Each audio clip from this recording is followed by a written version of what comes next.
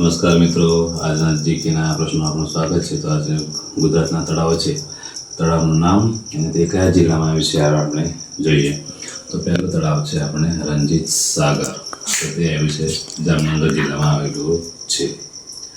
તો બીજું છે આપણે શર્મિષ્ઠા તળાવ, જે મહેસાણા જિલ્લામાં વડનગર છે ત્યાં આવેલું છે.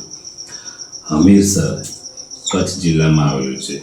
મિત્રો નોંધતા રહેજો, આપણે આ પૂછાય છે તો આપણને એ યાદ રહે માટે આપણે નોટમાં નોંધી લેવું જરૂરી છે.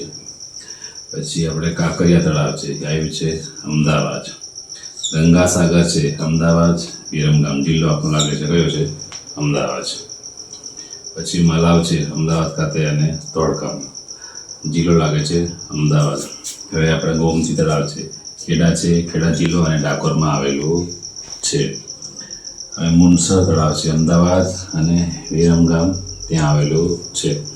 હવે આપણે રમુ તળાવ છે, છાસિયું, તેલિયું અને દૂધિયું એ તળાવ મિત્રો તમારે કયા જિલ્લામાં આવે છે તો કોમેન્ટ કરીને જવાબ આપવાનો છે. તો મિત્રો બીજા પણ તળાવ છે, આપણે બીજા વિડીયોમાં જોઈશું, કારણ કે લાંબો વિડીયો થઈ જાય એટલા માટે આપણે આટલું જ રાખીએ છીએ. તો આ તળાવ છે એને તમારે કોમેન્ટમાં જવાબ કહેવાનો છે કયા જિલ્લામાં આવેલું છે તે.